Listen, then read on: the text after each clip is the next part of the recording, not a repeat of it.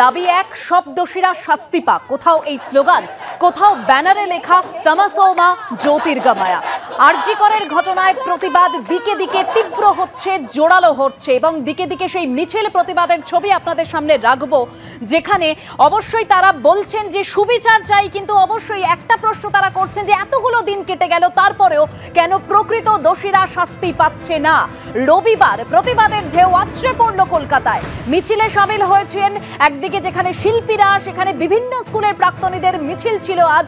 রামকৃষ্ণ মিশনের প্রাক্তনীরাও আজ পথে নেমে প্রতিবাদ জানিয়েছেন। একদিকে প্রতিবাদ চলছে, অন্যদিকে রাজনীতির পারদ চড়ছে। প্রতিবাদ করলে বাধা দিতে হবে, হুমকি ক্যানিং পশ্চিমের তৃণমূল বিধায়কের। অন্যদিকে সুখেন্দু শেখর রায় থেকে কুণাল ঘোষের ইঙ্গিতপূর্ণ পোস্ট সোশ্যাল মিডিয়ায়। জানিয়ে 1 ঘন্টা আমরা আলোচনা করব, তবে প্রথমেই রাখবো বিষয়। আরজিকর কাণ্ডে বিচারের দাবিতে মহানগরীতে প্রতিবাদের ঢেউ, দিকে দিকে প্রতিবাদ মিছিল উত্তর থেকে দক্ষিণ। কলেজ স্কোয়ারে মহা মিছিলে অপর্ণা সেন, স্বস্তিকা মুখোপাধ্যায়, চৈতি ঘোষাল থেকে অপরাজিতা আঢ্যরা সামিল হয়েছেন। কালো পোশাক পরে প্রতিবাদ রামকৃষ্ণ মিশন এবং সেন্ট জনস ডায়োসেশনের যারা প্রাক্তনীরা রয়েছেন তারাও আজ প্রতিবাদ মিছিলে সামিল হয়েছিলেন। আরজিকর কাণ্ডে তোলপাড়, এবার বাস্তিল ধ্বংসের কথা মনে করিয়ে পোস্ট করেছেন সুখেন্দু শেখর রায়। তার ইঙ্গিতপূর্ণ পোস্ট জানিয়ে রাজনীতির পারদ চড়ছে। প্রশাসন এমন কাজ কেন করবে যেখানে শাসক দলকেও বিচার চাই কর্মসূচি নিতে হবে? সোশ্যাল মিডিয়ায় প্রশাসনকে কাঠগড়ায় দাঁড়িয়ে এভাবেই পোস্ট করেছেন কুণাল ঘোষ। অর্থাৎ আরজিকরের ঘটনায় আবারও প্রশাসনকে নিশানা করেছেন কুণাল ঘোষ। প্রতিবাদ মিছিল হলে বাধা দিতে হবে, হুমকি ক্যানিং পশ্চিমের তৃণমূল বিধায়কের। অর্থাৎ প্রতিবাদ মিছিল কোথাও গিয়ে হুমকি দিচ্ছেন ক্যানিং পশ্চিমের তৃণমূল বিধায়ক, সেই বিষয় আপনাদের সামনে রাখবো। তবে যে ছবিও আপনারা দেখতে পাচ্ছেন, উই ওয়ান্ট জাস্টিস, রাজপথে লেখা রয়েছে। আমাদের সঙ্গে দুই প্রতিনিধি এই মুহূর্তে রয়েছেন, একদিকে কৃষ্ণেন্দু অধিকারী রয়েছেন এবং অন্যদিকে ঐশী মুখোপাধ্যায় রয়েছেন। আমি প্রথমেই কৃষ্ণেন্দুর কাছে যাব। কৃষ্ণেন্দু, এই নাগরিক সমাজের মহা মিছিল যা এই মুহূর্তে ধর্মতলায় পৌঁছে গিয়েছে, ছবিটা দেখাও।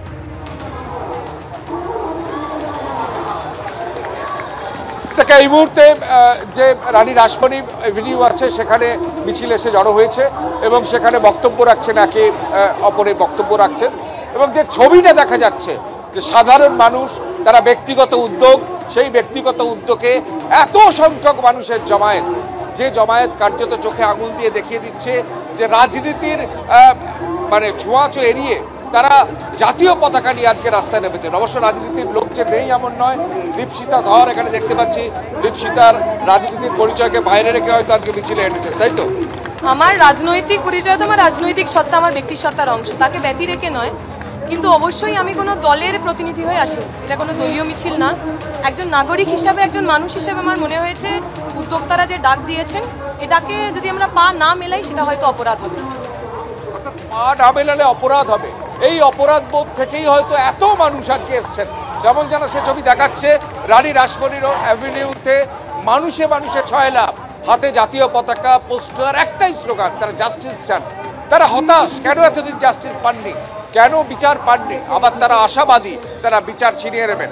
আমরা দেখতে পাচ্ছি মঞ্চের ছবিটা, সেখানে একে একে শিল্পী, সাধারণ মানুষ, আজকে সবাই যে সেলিব্রিটি সাধারণ মানুষ একাকার হয়ে গেছেন, তারা আজকে বক্তব্য রাখছেন। যে মোবাইলের টর্চ, সেই টর্চের লাইটে আজকে তারা প্রতিবাদ জানাচ্ছেন এবং একটাই স্বর, তারা জাস্টিস চান। যে কলেজ স্কোয়ার থেকে যে মিছিল শুরু হয়েছিল রানী রাসমণি অ্যাভিনিউতে, সেই মিছিলের তেজ, সেই মিছিলের ক্ষোভ, তার যে শিরা ফুলিয়ে যে সদর্পে দাবি, তাদের বিচার চাওয়ার দাবি, সেটা এখনো পর্যন্ত অটুট আছে।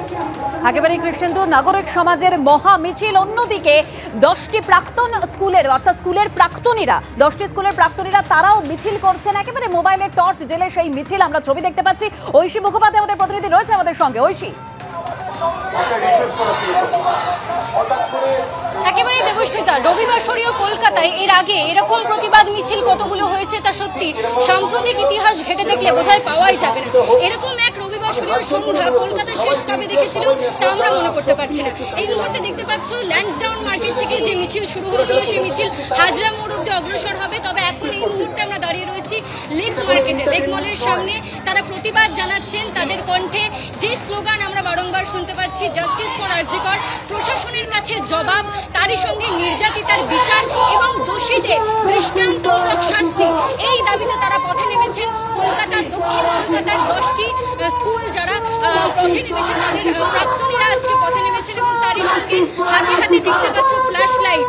জটিলেশ্বর মুখোপাধ্যায় লিখেছিলেন এখন সকাল রাতের চেয়ে অন্ধকার, সেই অন্ধকার ঘোচাতে তারা ফোনে ফোনে আজকে ফ্ল্যাশ লাইট জ্বেলেছেন এবং সেই দিন যে মেয়ের আর্তনাদকেও শুনতে পাইনি তার আজকে মিছিলে পথে পা মিলিয়ে প্রত্যেকে কণ্ঠস্বরে একটাই জাস্টিস ফর আরজি কর এবং তারই সঙ্গে সেই নির্যাতিতা সেই চিকিৎসক যার প্রতিবাদে যার বিচারের দাবিতে দিকে দিকে আমরা দেখতে পাচ্ছি মিছিল, সেই মিছিলের দাবি সেই একই দাবিতে আছে। কিন্তু দেখা যাচ্ছে রবিবার শুরু কলকাতায় দিকে দিকে মিছিল। এই মিছিল শুরু হয়েছিল ডাউনটাউন থেকে, আমরা হাজরা মোড়ের দিকে অগ্রসর হচ্ছে। আমাদের ক্যামেরা পার্সন অতুল দেখাচ্ছে সেই দৃশ্য যে প্রত্যেকের হাতে হাতে ফ্ল্যাশ লাইট, প্রত্যেকে আলো জেলে তারই সঙ্গে কণ্ঠে স্লোগান তুলে সুর চড়িয়ে প্রতিবাদ জানাচ্ছেন এবং একটাই দাবি জানাচ্ছেন, উই ওয়ান্ট জাস্টিস। বিচারের দাবি তো রয়েছে, তারই সঙ্গে প্রশাসনের থেকে জবাব এবং তারই সঙ্গে দোষীদের একেবারে কড়া নজিরবিহীন শাস্তির দাবি করছেন প্রত্যেকে। দেখতেই পাচ্ছ স্লোগান শোনাবো তারা কি বলছে।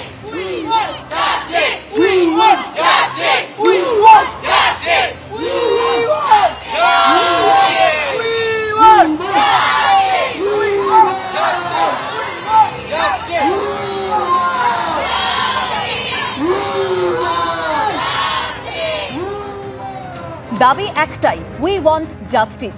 আজ প্রতিবাদে সামিল হয়েছিলেন সেলিব্রিটিরাও, কি বলছেন তারা শোনাবো। মানে ভেতর থেকে আমি ধিক্কার জানাচ্ছি সেটাকে, কিন্তু আমাদের প্রতিকার তো সাধারণ মানুষ চাইবে। সাধারণ মানুষ, সাধারণ নাগরিক, আমাদের তো একটা অধিকার আছে, আমরা তো করদাতা, আমরা কেন আমাদের দাবি ছাড়বো? আমরা জানি না, আশা করছি মিলবে। আশা ছাড়া আমরা কি করতে পারি? সর্বোচ্চ আদালতের কাছে এটা রয়েছে, এতে আমার ভরসা আছে। সাধারণ মানুষ, হ্যাঁ, আমাদের অনেক প্রশ্ন আছে। আমরা সকলে এই প্রশ্নের উত্তরগুলো চাইছি।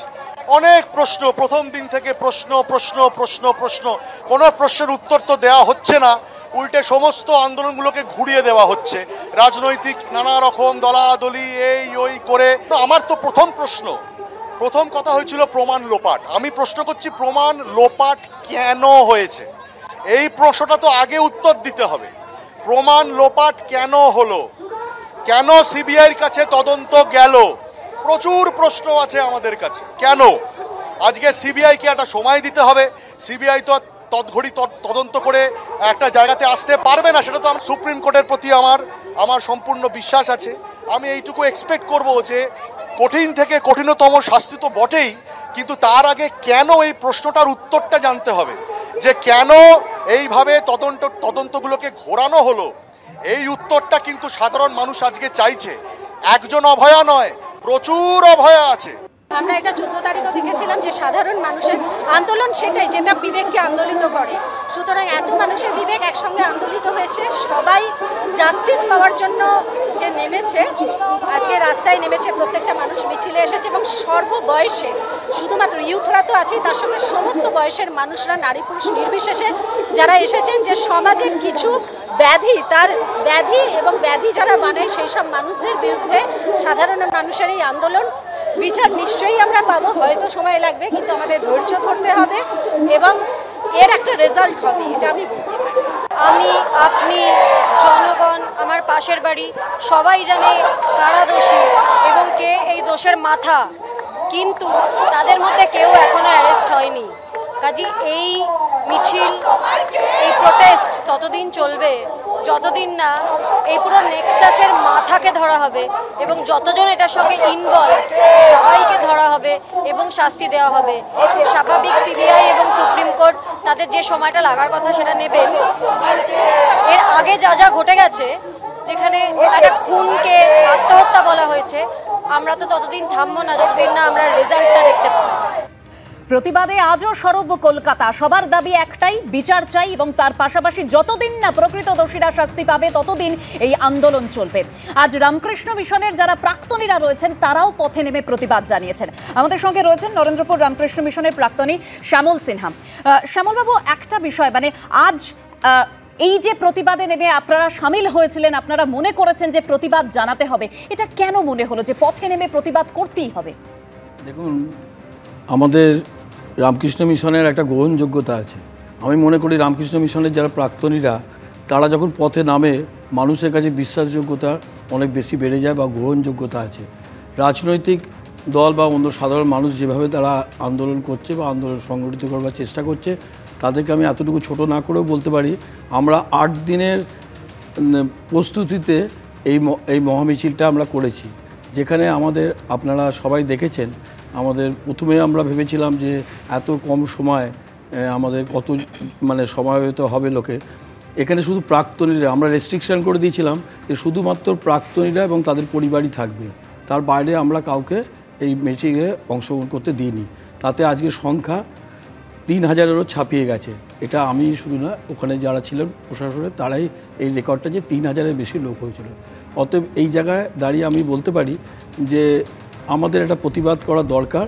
আমরা চাইছি যে 9ই আগস্ট যে জঘন্য ঘৃণ্য যে ঘটনা ঘটেছে তার দোষীদের শাস্তি হোক, এবং তার থেকেও বড় জিনিস দোষীদেরকে যারা পিছন থেকে মদত দিচ্ছেন তাদের আরও বেশি করে চরমতম যেন শাস্তি হয়। বর্ণবদা, আরজি করের ঘটনায় প্রতিবাদ চলছে দিকে দিকে, সেই ছবি একদম স্পষ্ট আমরা দেখিয়েছি। অন্যদিকে আরজি করের ঘটনার পর আজ যদি আমরা দেখি হাওড়া, মধ্যমগ্রাম, নদিয়া থেকে ইলামবাজার বিভিন্ন জায়গা থেকে নারী নির্যাতনের অভিযোগ সামনে এসেছে। আর এই প্রতিবাদ যেখানে চলছে সেখান থেকে একটাই বিষয় সামনে আসছে যে আমরা কেউ সুরক্ষিত নই, সুরক্ষা দিতে ব্যর্থ প্রশাসন। কেন ব্যর্থ প্রশাসন অর্ণবদা? আপনি নদিয়া বা অন্যান্য যেগুলোর কথা বললেন ঠিক কথা, এরকম ঘটনা ঘটছে। তো এটা আমরা বিগত 23 দিন ধরে তো যে ট্যালিগুলো আসছে, পরিসংখ্যানগুলো আসছে, সেটা আমরা দেখছি যে প্রত্যেকটা দিন গোটা ভারতবর্ষ জুড়ে 91টারও বেশি এরকম ঘটনা ঘটছে, সারা ভারতবর্ষ জুড়েই ঘটছে।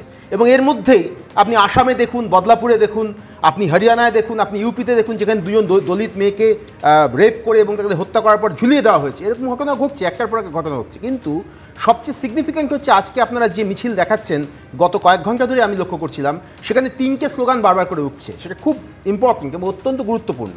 একটা হচ্ছে দফা 1 দাবি 1, সব দোষীরা শাস্তি পাক, হাতরাস থেকে আরজি কর, ধর্ষকের শাস্তি চাই।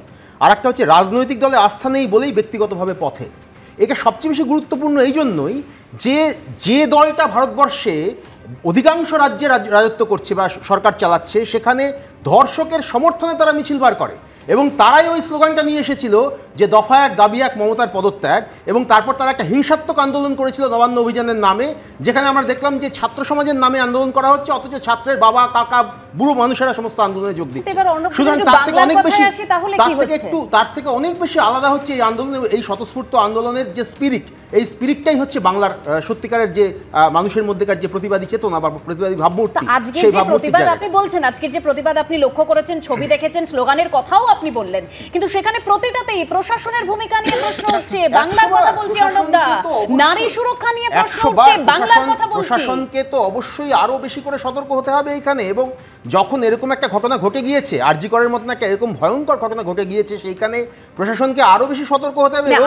প্রশাসনের জায়গাায়, প্রশাসনের ভিতরে যে সমস্ত লোকজন রয়েছে এখনো পর্যন্ত রয়েছে, যারা সঠিকভাবে কাজ করছে না, তাদেরকে স্বতঃস্ফূর্ত আন্দোলনের মধ্যেই আমি রাজনীতি করি, খুব বিরাট রাজনীতি করি তা নয়, কিন্তু রাজনীতির সঙ্গে যুক্ত তো বটেই। ন্যাচারালি নিজেকে রাজনীতির লোক বলেই আমি পরিচয় দেব, দলকে প্রতিনিধিত্ব করছি। আমি একটা জিনিস বুঝতে পারছি, আমি নন্দীগ্রাম আন্দোলন দেখেছি, অংশগ্রহণ করেছি, সেই বিখ্যাত মহামিছিল আমি অংশগ্রহণ করেছি।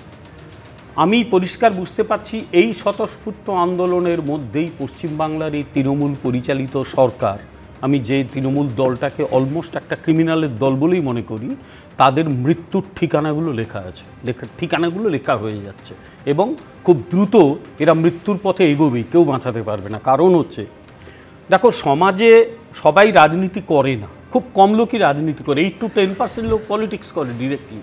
বাকি অধিকাংশ মানুষ তারা তাদের জীবন জীবিকা নিজের মতো ইয়ে করে। পশ্চিমবাংলার মানুষরা একটু বেশি রাজনীতি সচেতন, রাজনীতি আলোচনা বেশি করে, অন্য রাজ্যে একটু কম করে, এখানে রাজনীতি চর্চাটা বেশি হয়, কিন্তু প্রত্যক্ষভাবে রাজনীতির মিছিলে অংশ নেওয়া এগুলো কম হয়। তো সেই মানুষগুলো যারা নিজের ঘরে থাকতো, যারা হয়তো তার কাজ করত, তারা আজকে পথে নেমে এসেছে একটাই লক্ষ্য নিয়ে, যে কোথাও একটা এই সরকারের উপর টোটাল অনাস্থা ঘোষিত হচ্ছে। এক, দ্বিতীয় কথা, দেখো, সমাজ থাকলে অপরাধ হতে পারে, অপরাধ হওয়ার সম্ভাবনা আছে বলেই তো আইন, তার জন্যই তো জেল, তার জন্যই তো আরও নানা ধরনের ব্যবস্থা।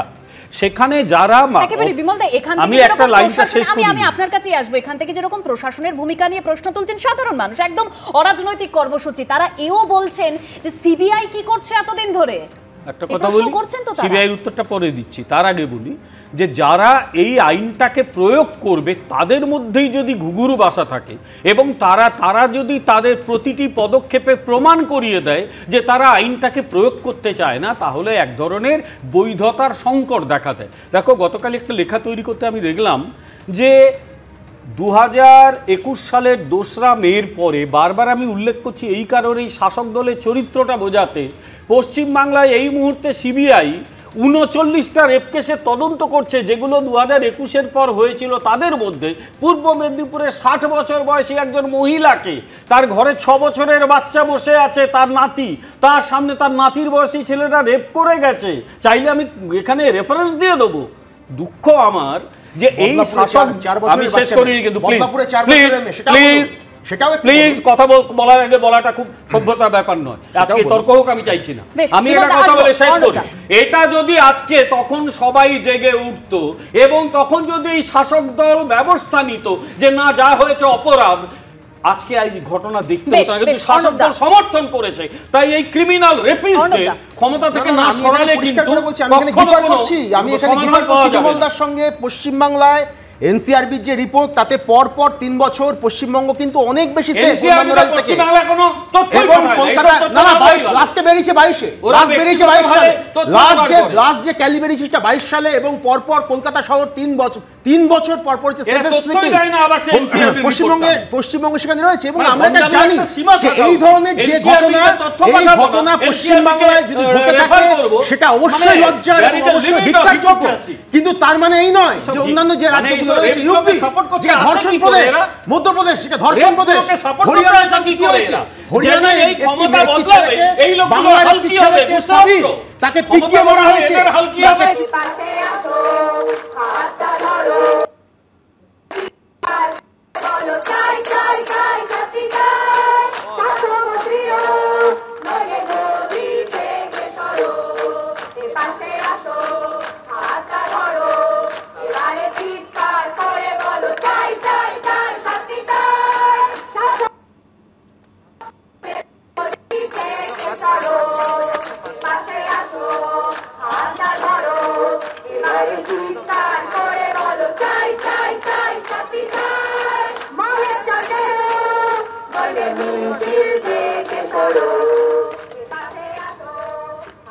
একদিকে আরজিকর কাণ্ডে প্রতিবাদ চলছে, দোষীদের উপযুক্ত শাস্তির দাবিতে এই প্রতিবাদ চলছে, অন্যদিকে এই প্রতিবাদ রোখার ডাক তৃণমূল বিধায়কের। ফের রাত দখলের ডাক দিয়েছে বিরোধীরা। বুথে বুথে এই কর্মসূচি আটকাতে হবে, দলের কেউ জড়িত থাকলেও তাদের সাসপেন্ড করা হবে। ক্যানিং পশ্চিমের তৃণমূল বিধায়ক পরেশরাম দাসের অডিও ভাইরাল, আর এই ভাইরাল হওয়া অডিও বার্তা যে তা স্বীকার করে নিয়েছেন তৃণমূল বিধায়ক। কি বলেছেন তিনি শোনাবো। সিপিএম এবং বিজেপি তাদের যে একটা গ্রুপ করেছে, সেই গ্রুপে আমাদের দল এবং সরকারের বিরুদ্ধে যাদবপুরে একজন টিচার আছে, প্রাক্তন টিচার, সিপিএমের কমরেড ছিলেন, পার্টি মেম্বার রেবা ম্যাডাম, তিনি যাদবপুর থেকে ক্যানিংয়ে এসে ছাত্রছাত্রী প্রাক্তন তাদেরকে উস্কাচ্ছেন এবং পথে নামানোর চেষ্টা করছেন এই মিথ্যাকে। আমি আমার দলের যারা কর্মী, যারা আমাদের দলের জনপ্রতিনিধি, তাদেরকে আমি বলেছি যে এই মিথ্যা চক্রান্তে কেউ পা দেবেন না। আরজিকরের ঘটনা যতদিন না দোষী যারা হচ্ছে, যতদিন না তাদের ফাঁসি হচ্ছে, ততদিন তৃণমূল কংগ্রেস এবং আমরাও রাস্তায় নামব, যাতে অন্য কোনো দল এটাকে যেন ধামাচাপা না দেয়, তারা রাজনৈতিক রং না লাগায়। আমরা সঠিক তদন্ত করে সিবিআই যাতে অতি শীঘ্রই এই ব্যবস্থা নিক এবং তাদের ফাঁসি। এই যে অডিওটা ভাইরাল হচ্ছে, এই অডিওটা কি আপনার নিজেরই? অবশ্যই আমার অডিও। আমি আমার অডিওর মাধ্যমে, আমি আমার দলীয় গ্রুপ আছে, সেই গ্রুপে আমি ইনস্ট্রাকশন দিয়েছি একজন নেতা হিসাবে যে আমাদের দলে যারা ছেলেমেয়েরা, আমাদের দলের যারা জনপ্রতিনিধি কর্মীরা, তারা যেন কোনোভাবে কোনো মিথ্যা চক্রান্তের ট্যাপে পা না দেয়, তারা যেন জাস্টিস চায় এই মেয়েটার হয়ে, সেই জাস্টিস হচ্ছে ফাঁসি। ক্যানিং পশ্চিমের তৃণমূল বিধায়ক পরেশরাম দাসের যে অডিও ভাইরাল হয়েছে, কি রয়েছে সেখানে রাখবো আপনাদের সামনে। সমস্ত অঞ্চল সভাপতি, প্রধান, যুব সভাপতি, মহিলা সভাপতি, শাখা সংগঠনের সভাপতিকে অনুরোধ করছি, কিছুদিন আগের মতো আবারও সিপিএম, কংগ্রেস, বিজেপি বিভিন্ন রাজনৈতিক দল চক্রান্ত করে আবার এই আরজি করের ঘটনাকে কেন্দ্র করে রাত দখলের জন্য আবার ডাক দিয়েছে। এটা একটা অন্য চক্রান্ত চলছে, রাজনৈতিক চক্রান্ত। আগামী 4 তারিখ সন্ধ্যা 8টার সময় ক্যানিংয়ের রাজপথে ওরা রাত দখল করবে। সম্ভবত ক্যানিং হাসপাতাল মোড় বা ক্যানিং বাস স্ট্যান্ডে জমায়েত হবে। আমার মূল উদ্দেশ্য বলার, আমাদের যত পঞ্চায়েতের সদস্য আছে, প্রধানগণ আছে, আমাদের দলের নেতৃত্ব আছে, আমাদের দলের কর্মীরা আছে, প্রত্যেকের অঞ্চল অনুযায়ী পঞ্চায়েত সমিতির মেম্বাররা আছেন, কর্মদক্ষরা আছেন, ইউথ প্রেসিডেন্টরা আছেন, সবাই সবার অঞ্চল অনুযায়ী প্রত্যেকটা বুথে ইনস্ট্রাকশন দিন যে কোনোভাবে কোনো মেয়ে বা ছেলে ওই রাত দখলের এই মিথ্যা চক্রান্তে না বেরোয়। আর বিশেষ করে আমাদের দলীয় পার্টির কোনো ছেলে বা মেয়ে আবেগে না বেরোয়। যদি কেউ এই ধরনের সেই দিন বেরোয় আর আমাদের নজরে আসে, তাহলে সেই দলের যে নেতৃত্ব তাকে আমরা সাসপেন্ড করব দল থেকে, এবং সেই অঞ্চল থেকে কারা আমাদের দলের ভাবাপন্ন আসছে আমরা কিন্তু তাদের বিরুদ্ধে ব্যবস্থা নেব। এটা আন্তরিকভাবে করতে হবে, কারণ দলকে চক্রান্ত করে কালিমালিপ্ত করে একটা ব্যর্থতা করার জন্য চেষ্টা করছে। এই চক্রান্তকে ফানুসকে আমরা আউট করতে হবে। এবং আগামীকাল আমরা শুনেছি যে ডেভিড সোজনে যারা পড়াশোনা করেন প্রাক্তন, এই প্রাক্তনীদের ডাক দিয়েছে সিপিএমের একটা সংগঠন, আইএসএ, এসএফআই যারা করতো, ডিওয়াইফআই যারা করতো, যে কাল সকালবেলায় বিকাল 4টে থেকে ডেভিড সোজনে যারা প্রাক্তন ছাত্রছাত্রী বেরোবে। এটাও একটা সিপিএমের একটা অংশ। এখানে যেন কেউ না বেরোয়, কোনো ছেলে মেয়ে কোনোভাবে এই চক্রান্তে পা দেবেন না। স্ট্রংলিভাবে এই জিনিসগুলোকে আমাকে ওভারপ্ল্যান করতে হবে। আমি সরাসরি সৈকত গিরির কাছে যাব। সৈকত, একদিকে প্রতিবাদ, যেখান থেকে সবাই বলছে যে দেওয়ালে পিঠ থেকে গেছে, এবার পথে না বেরোলে আর উপায় ছিল না, অন্যদিকে এই প্রতিবাদে কোথাও বাধা দিতে হবে এরকমই কথা বলছেন পরেশরাম দাস। না দেখুন, এখন প্রতিবাদ আন্দোলন গোটা রাজ্য জুড়ে যেভাবে ছড়িয়ে পড়ছে, এটা পরিষ্কার হচ্ছে যে একদিকে শাসক দল তৃণমূল কংগ্রেস আর উল্টো দিকে নাগরিক সমাজ প্রতিবাদীরা, লড়াইটা সরাসরি হচ্ছে এবং এটা হওয়াটাই খুব প্রয়োজনীয় ছিল। কারণ এই ধর্ষকদের আড়াল করবার সরকার, যারা গোটা রাজ্য জুড়ে প্র্যাকটিক্যালি জনসাধারণের বিরুদ্ধে যুদ্ধ ঘোষণা করেছে, কান্না নয়, ওই নির্যাতিতার চোখ দিয়ে রক্ত ছিল। আর শাসক বিচার নয়, হুমকি দিল, ফোঁস দিল। আর যতই ফোঁস করবে, যতই শাসক চোখ রাখাবে, তত স্পর্ধা বাড়বে, ততই তিলোত্তমার বিচারের দাবিতে মিছিলও লম্বা হবে। দেখুন, ক্যানিং পশ্চিমের এমএলএ, জেল খাটা আসামি, ক্রিমিনালরা, আপনার ওই ভয়েসটা শুনে মনে হলো না নির্বাচনের সময় তৃণমূলের ফতোয়া জারি করতো অনুব্রত মণ্ডলরা, যে যে ওয়ার্ড, যে পৌরসভা, যে অঞ্চল যত বেশি লিড দেবে তাতে তত বেশি পুরস্কার দেওয়া হবে। এখানেও ঠিক প্রচ্ছন্ন হুমকি ওইভাবেই, যে এলাকার তৃণমূলের নেতারা দায়িত্বপ্রাপ্ত, সেখানে যদি প্রতিবাদ মিছিলে লোক সংখ্যা কম হয় তার পথ থাকবে, আর প্রতিবাদ মিছিলে লোক সংখ্যা বেশি হলে তাকে সাসপেন্ড করে দেওয়া হবে। গত পরশুদিন থেকে শুরু হয়েছে, ক্যানিং জুড়ে বাড়ি বাড়ি গিয়ে মা বোনদের, মহিলাদের তৃণমূলের শাসক দলের গুন্ডারা হুমকি দিচ্ছে। এই পরেশবাবুর বিরুদ্ধে তদন্ত হওয়া উচিত, জেলে যাওয়া উচিত। ক্যানিং পশ্চিমে কোটি কোটি টাকা 5 বছরে এমএলএ হয়ে কামিয়েছেন। সোর্স অফ ইনকাম কি? দুটো ঘটনা। এই আরজি করের মতন মুর্শিদাবাদে তৃণমূলের মন্ত্রী জাকির হোসেনের কলেজে একজন ফার্মাসিউটিক্যাল স্টুডেন্ট রহস্যজনকভাবে খুন হয়েছে। তার তদন্ত পুলিশ প্রশাসন সম্পূর্ণভাবে ধামাচাপা দেওয়ার চেষ্টা করছে। আমি বলছি, এই যে লাল রঙের পোশাক নিয়ে চারিদিকে আলোচনা হচ্ছে, ওই দিন কে ছিল? কলকাতা পুলিশকেও তো নামানো হয়েছিল ন্যারেটিভ তৈরি করার জন্য। পাবলিকের সামনে এই শাসকের মুখোশ পুরোপুরি খুলে গেছে। আর আমরা যখন এই আলোচনা করছি, কলকাতার ধর্মতলা চত্বর যখন প্রতিবাদের চত্বর হিসেবে কণ্ঠ জোরালো হচ্ছে, তখন এই কলকাতা শহরের নির্লজ্জের মতন বেলেঘাটায় শাসক দল কি করছে? মমতা বন্দ্যোপাধ্যায়ের অনুপ্রেরণায় ইলিশ উৎসব করছে। আপনার কাছে দৃষ্টিভঙ্গিটা পরিষ্কার হচ্ছে ধীরে ধীরে। দেখুন, যেভাবে তৃণমূল বলছে উই ওয়ান্ট জাস্টিস, পরেশবাবু যেভাবে বলছে উই ওয়ান্ট জাস্টিস, আমার মনে হয় সঞ্জয়, সন্দীপবাবু যদি জেল থেকে বেরোয়, ওরাও 2 দিন পর বলবে উই ওয়ান্ট জাস্টিস। দিলেই রাজ্যের সবটা মোটামুটি পরিষ্কার হয়ে যাবে। এই রাজ্যের প্রশাসন, সরকার, নির্লজ্জ সরকার ধর্ষকদের দালালি করছে, ধর্ষকদের আড়াল করছে, অসুস্থতার বাহানা করে হাত ধরে কেউ কেউ আবার অন্যান্য নার্সিংহোমে ভর্তি হয়ে যাচ্ছেন, ভয় পাচ্ছেন। ঘুম ভেঙেছে, প্রতিবাদের কণ্ঠস্বর দৃঢ় হচ্ছে। আজকে রবিবারের ছুটির দিনেও কলকাতা শহর প্রতিবাদের কণ্ঠস্বর জোরালো করছে। সরকারের বিরুদ্ধে, শাসকের বিরুদ্ধে কোনো সিপিএম, কোনো বিজেপি, কোনো কংগ্রেস নয়, নাগরিক সমাজ রাস্তায়। আমরা রাজনীতি করি, রাজনৈতিক দলের প্রতিনিধিত্ব করতে পারি, কিন্তু যখন একটা পচা গেল স্বাস্থ্য ব্যবস্থা, পচা গেল সরকারি ব্যবস্থা, যখন গোটা রাজ্যটাকে রসাতলে নিয়ে যায়, তখন এই রাজ্য সরকারের বিরুদ্ধে যুদ্ধ ঘোষণা করা ছাড়া আর কোনো রাস্তা নেই। একেবারে অর্ণব দা, মানে শাসক কেন এরকম করছে? যেখানে যদি আপনাদেরও দাবি যেখানে যে সুবিচার চাই, তাহলে এইরকম ভাইরাল অডিও সামনে কেন আসছে? উনি নিজে স্বীকার করলেন যেটা উনি বলেছেন। আমি এটা দুটো অংশ বলবো। উনি একটা বললেন যে তাদেরকে সাসপেন্ড করতে হবে বা এদেরকে আটকাতে হবে, এই কথাগুলোর কোনো অর্থ হয় না। তার কারণ এই কথাগুলো যদি এখন উনি বলেন তাই সেই কথাগুলো তাহলে দলের বিরুদ্ধেই, ওনার দলের বিরুদ্ধেই যাবে। এটা উনি একেবারেই মানে স্টেপ হিসেবে ভুল স্টেপ নিচ্ছেন, এটা ঠিক নয়। কিন্তু তার সঙ্গে আরেকটা কথা উনি বলেছেন, সেটাও বলুন। সেটা হচ্ছে যে এই যে নাগরিক সমাজের আন্দোলন, সেই নাগরিক সমাজের আন্দোলনকে যদি লক্ষ্য করেন, তার একটা প্যাটার্ন আছে। এই প্যাটার্ন অনুযায়ী সেই আন্দোলনটা এগোচ্ছে এবং তার পিছনে শুধুমাত্র নাগরিক সমাজ বলে কিছু হয় না। তার পিছনে যেটা আছে সেটা হচ্ছে বিভিন্ন রাজনৈতিক দল, বিভিন্ন রাজনৈতিক উদ্দেশ্য প্রণোদিত অংশ তারা রয়েছে। তারা কিন্তু এই প্যাটার্নটা তৈরি করে দিচ্ছে।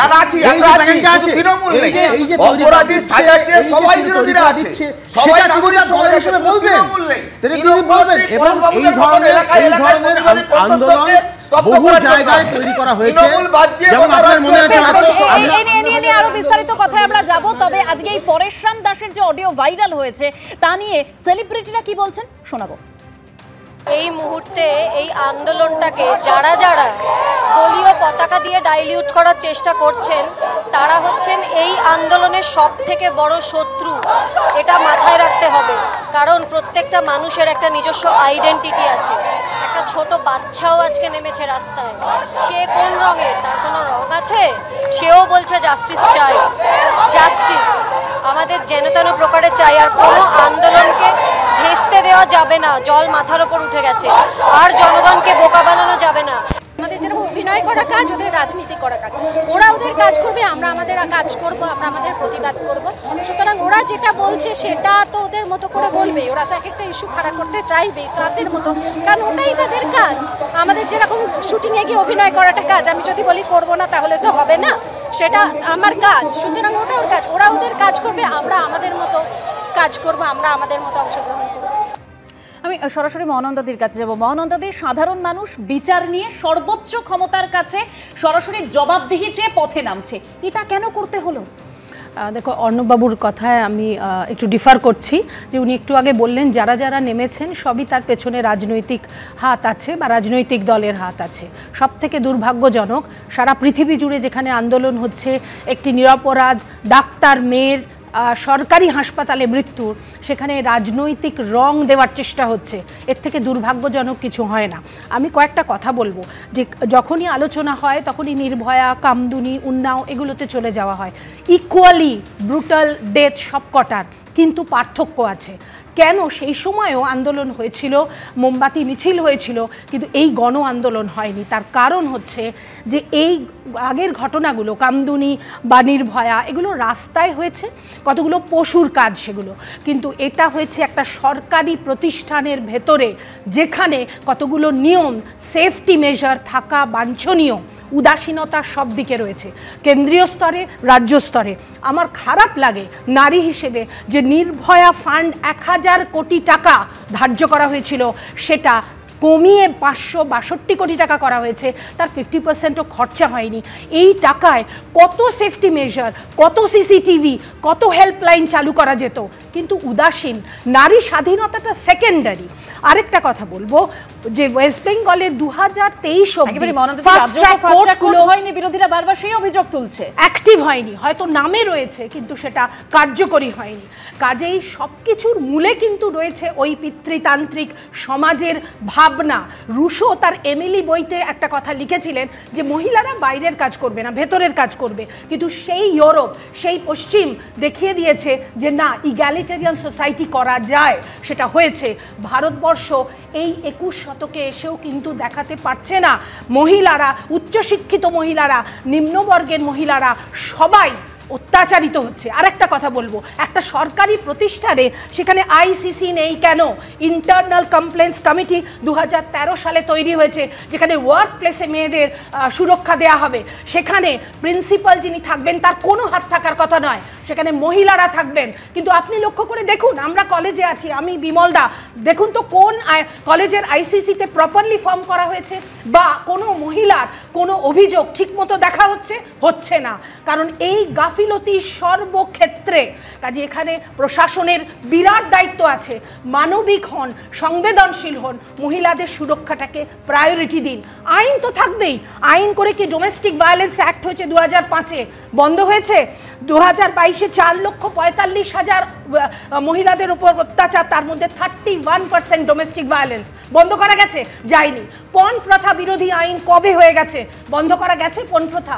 শুধু আইন দিয়ে হয় না, শাসক কেন্দ্রীয় স্তরে, রাজ্য স্তরে সংবেদনশীল হয়ে একেবারে সদিচ্ছা নিয়ে এগুলো চেষ্টা করুন যাতে মহিলারা কাজে ফিরতে পারে। মহিলাদের কর্মনিযুক্তি ভারতবর্ষে রিমার্কেবলি কমে গেছে। এটার কারণ শুধু কাজের অভাব নয়। আমি দুটো কথা বলি। আমি যে শিক্ষা প্রতিষ্ঠানে আছি আমি দেখেছি ওখানে আইসিসি মোটামুটি ভালোই কাজ করে। কিছু কলেজে করে, হয়তো কোথাও কোথাও করে না, আমি অত খবর রাখতে পারবো না। কিছু জায়গায় করে, কিছু জায়গায় সমস্যা রয়েছে। কিন্তু আমি এই পরেশরাম দাসের কথা বলবো, 2022 সালে ইনি পুলিশের কাছে গিয়ে কেঁদে কোকিয়ে পড়েছিলেন, আমাকে মেরে ফেলার চক্রান্ত হচ্ছে, আমাকে বাঁচান। এবং সেটা বিরোধীদের কারোর দিকে তিনি আঙুল তোলেননি, কিন্তু তিনি যা অভিযোগ করেছিলেন তার উত্তরে তৃণমূলেরই মুখপাত্র বলেছিলেন যে উনি কার থেকে ভয় পাচ্ছেন কি করে বলবো, তো এর সঙ্গে তৃণমূলের কোনো সম্পর্ক নেই। অর্থাৎ এই ব্যক্তিটি এমন, তার নিজের এলাকায় তিনি খুব নিরাপদ নন, তার সরকার তাকে নিরাপত্তা দিতে পারছে না, পুলিশে গিয়ে আচড়াচ্ছেন। এবারে আজকে যা তার ভিডিও বোঝা গেল যে নির্বাচনে জেতার সময় এই লোকগুলো এই ধরনের কাণ্ড কারখানা করে। এখন কথা হচ্ছে এই যে গণ আন্দোলন, আবার আমি বলছি পলিটিক্যাল পার্টি তাদের মতো করে আন্দোলন করবে, নাগরিক সমাজ তার মতো করে আন্দোলন করবে। পলিটিক্যাল পার্টির সঙ্গে কেউ যুক্ত থাকলে নাগরিক আন্দোলনে যেতে পারবে না, এমন কোথাও মাথা দিব্যি দেওয়া হয়নি। কারণ যারা পলিটিক্যাল পার্টি করে তারাও সামাজিক মানুষ, তারা তো আর সমাজ বিরোধী নয়। সবাই তো আর তৃণমূল হয় না, সব মানে তৃণমূল ছাড়াও বাইরে বহু মানুষ আছে যারা সামাজিক মানুষ, তাদের এই অধিকারটুকু রয়েছে। সেইটাকে এই যে আটকে দাও, করতে দিও না, এর মধ্যেই রয়েছে এক ধরনের মানসিকতা, গুন্ডামির মানসিকতা। এরা আজকে বলছে বটে উই ওয়ান্ট জাস্টিস, এরাও নেমে পড়ছে। কিন্তু একটা কথা জেনে রাখুক, 5 তারিখে কিন্তু আরেকটা রিপোর্ট দিতে চলেছে সিবিআই কাজ করছে প্রত্যক্ষভাবে সুপ্রিম কোর্টের নির্দেশে। এবং সিবিআই যদি অন্যায় কাজ করে, ভুল করে বা কাজ না করে, সুপ্রিম কোর্ট সিবিআইকে ছাড়বে না। তাই সিবিআইকে এবারে কাজটা করতেই হবে। এবং তাতে যদি সত্যি কেউ প্রমাণ লোপাট করে থাকে, প্রতিবাদ আন্দোলন ছিল সেখানে যেরকম প্রশাসনের ভূমিকা নিয়ে প্রশ্নচিহ্ন ছিল, সেখানে অবশ্যই তারা এও বলছে যে সিবিআই এতদিন ধরে কি করছে, তদন্ত কত দূরে গেল। এই প্রশ্নও কিন্তু আজকে এই যে নাগরিক সমাজ বলুন বা প্রাক্তনীরা যারা নেমেছেন তারা প্রত্যেকেই করেছেন। আমি এখান থেকে শ্যামলবাবুর কাছে যাব। শ্যামলবাবু, আমরা দেখতে পাচ্ছি আন্দোলনে সমস্ত জায়গা থেকে বিভিন্ন শ্রেণীর নাগরিকের কণ্ঠস্বর শোনা যাচ্ছে। আমাদেরও যে কিছু বলার জায়গা আছে, এই আন্দোলন সেটাকেই ফিরিয়ে দিচ্ছে না? আসলে এখানে বিভিন্ন বক্তব্য আমি শুনছি। আমাদের কিন্তু কেউ, সমস্ত রাজনৈতিক দলেরা তারা তাদের মতো করে বক্তব্য রাখছে। আমাদের স্ট্যান্ড পয়েন্ট, আমরা অরাজনৈতিক, অতএব আমরা রাজনীতিকে বলবো না। কিন্তু সমস্ত রাজনৈতিক দল একবারও বলছে না যে আমরা সবাই মিলে এসে এই যে ঘটনাগুলো ঘটছে সেগুলোকে বন্ধ করি। সবাই কেউ ইউপির কথা বলছেন, কেউ পশ্চিমবাংলাকে দেখাচ্ছেন, এই করেই তারা যে যার মাইলেজ খুঁজে বেড়াচ্ছে। কিন্তু আমরা আজকে দেখুন 3000 যে লোক হেঁটেছে, আপনি খবর নিয়ে দেখতে পারেন, তার সঙ্গে কোনো ট্রাফিকে কোনো অবস্ট্রাকশন হয়নি। আমাদের নির্দেশ ছিল যে ট্রাফিকের সমস্ত চলবে, আমরা রাস্তার ধার দিয়ে যাব। এইভাবেই আমরা একটা ডিসিপ্লিনভাবে আমরা মানুষ হয়েছি।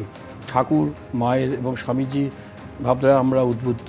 এবং আমার তো মনে হয় স্বামীজি বলে গেছেন যে সমাজের সবচেয়ে বড় থার্মোমিটার, যে উন্নতি থার্মোমিটার হচ্ছে নারীদের প্রতি কীরকম আপনার আচরণ করছেন তার উপরে। সেই আচরণটা আমার মনে হয় সবাই মিলে এসে, সব রাজনৈতিক দল, সব সাধারণ মানুষ এক জায়গায় এসে ওকে দোষ না দিয়ে বা কেউ মাইলেজ না খুঁজে, যে এই জিনিসটা আমাদের সমাজ থেকে বন্ধ করা উচিত। কারণ এর জন্য পশ্চিমবাংলার কিন্তু চারিদিকে আমাদের যারা ছেলেমেয়েরা বাইরে রয়েছে, পশ্চিমবাংলার এই জন্য কিন্তু খুবই বদনাম হচ্ছে। এই জায়গাটা আমি বলবো বন্ধ করা। একদমই আন্দোলনের ছবি আপনাদের সামনে আবারও রাখবো, প্রতিবাদের ছবি। 10টি স্কুলের প্রাক্তনীরা যে প্রতিবাদ মিছিল করছিলেন, সেই মিছিল এই মুহূর্তে হাজরাপুরে পৌঁছে গিয়েছে। মানববন্ধন এবং যে ছবি আপনাদের সামনে রাখবো, ঐশী মুখোপাধ্যায় সরাসরি আমাদের প্রতিনিধি রয়েছেন আমাদের সঙ্গে সেই মিছিল থেকে। ঐশী, একেবারে নিবাসপতি যেমনটা তুমি বললে যে হাজরা মোড়ে এই মিছিল পৌঁছে মানববন্ধন করেছে। এই দৃশ্য দেখার পরে কবি শঙ্খ ঘোষের সেই লাইনটা আবার মনে পড়ে যাচ্ছে, আয় আরো বেঁধে বেঁধে থাকি। এই দুঃসময়ে প্রত্যেকের পাশে দাঁড়িয়ে মানববন্ধন গঠন করেছে। আমরা যেমনটা শুরুতে বলেছিলাম, ল্যান্সডাউন থেকে 10টি স্কুলের প্রাক্তনীরা মিলে একটি মিছিল শুরু করেছিল। সেই মিছিল এখন এই মুহূর্তে হাজরা মোড়ে এসে পৌঁছেছে এবং প্রত্যেকে হাতে হাত ধরে মানববন্ধন গড়েছেন এবং তার সঙ্গে যে সমস্যার স্লোগান জাস্টিস ফর আরজি কর, সেই স্লোগানে আবার মুখরিত হয়ে উঠেছে রাজপথ। এবং শুধুমাত্র মুখরিত বলবো না, এই মুহূর্তে বলতে পারি রাজপথ কাঁপছে এই স্বরে যে জাস্টিস ফর আরজি কর। প্রতিবাদের রং কালো, তাদের পরনে প্রত্যেকে দেখতে পাচ্ছে অনেকেই কালো পোশাক পরে এসেছেন এবং প্রতিবাদের স্বর তাদের কাছে এখন একটাই, জাস্টিস ফর আরজি কর।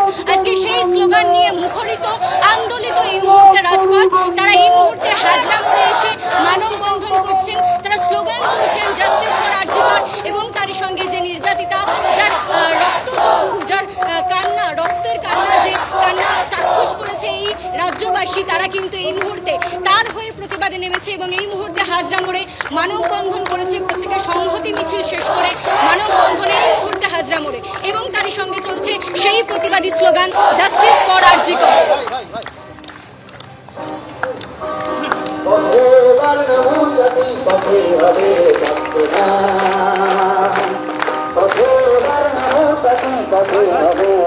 জনশ্রুতি নানান মতে মনোরথের ঠিকানা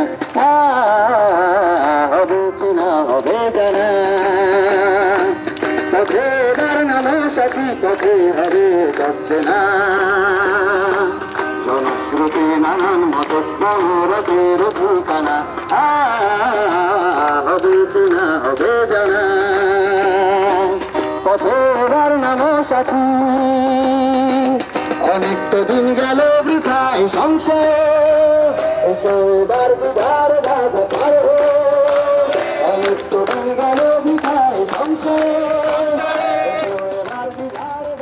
পথে এবার নামো সাথী, পথে হবে এ পথ চলা। একেবারে জোরালো দাবি, জোরালো প্রতিবাদ চলছে দিকে দিকে। বিচার চাইছেন প্রত্যেকে, বিচার চাইছি আমরাও।